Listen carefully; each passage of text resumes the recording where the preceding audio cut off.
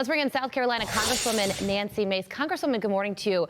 I would love to get your thoughts on Pete Hegseth's confirmation hearing yesterday, especially considering much of the criticism has to do with previous comments he's made about women in combat roles. And you were the first woman ever to graduate from the Citadel. So what did you think about the questions and the answers you heard yesterday? Well, I thought the senators from the Democrat Party yesterday were completely unhinged and off the rails, were unfair to him during his testimony yesterday.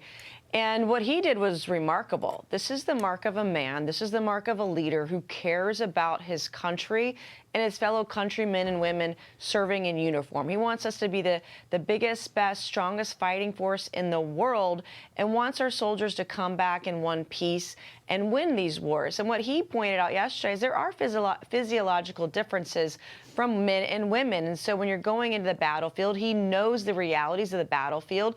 And like, for example, yesterday, the rucksack and the rifle and the ammo that a person is carrying, a soldier is carrying, is upwards sometimes of over 100, over 200 pounds.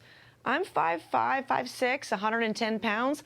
I can't carry physically 250 pounds anywhere. So he's making those distinctions, but also saying, but we can do this if we work together and we're smart about it. I hope that other nominees and other appointees had their number 2 pencils out and we're taking notes, because this is how it's done.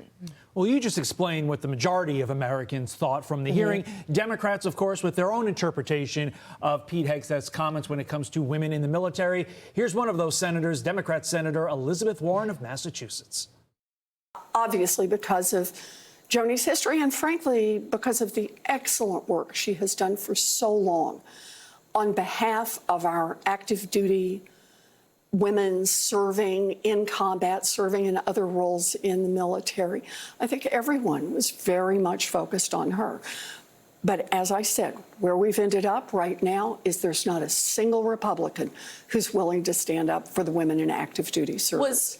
Carly, of course, mentioning Joni Ernst supporting Pete Hegseth there. Elizabeth Warren calling out Joni Ernst. Your response to Elizabeth Warren?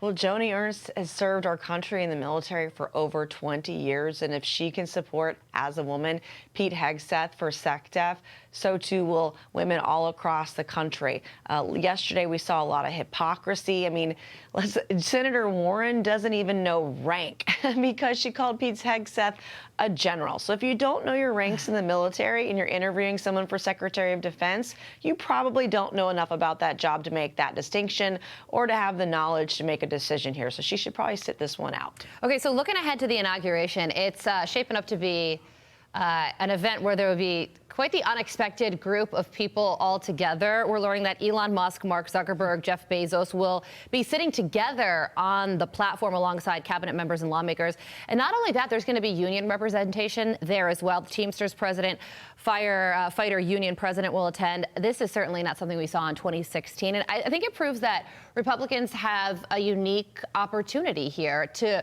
bring people together and get things done. So how will you capitalize on that?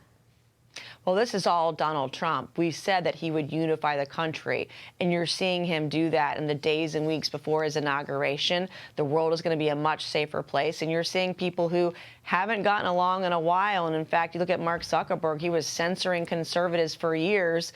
Now he's going down to Mar-a-Lago to kiss the ring, apologize, and say we can do better.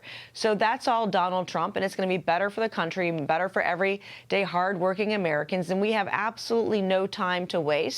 We need to get his executive orders done on day one. And as Congress, both the House and the Senate, we got to roll up our sleeves and we have to get to work. And we better deliver on Donald Trump's America First agenda sooner rather than later. Imagine that combo 4 years ago. Would be unheard of. Congresswoman Nancy Mace, we appreciate your time as always. Thank you, Congresswoman. So much. Thank you. I'm Steve Doocy. I'm Brian Kilmeade. And I'm Ainsley Earhart. And click here to subscribe to the Fox News YouTube page to catch our hottest interviews and most compelling analysis.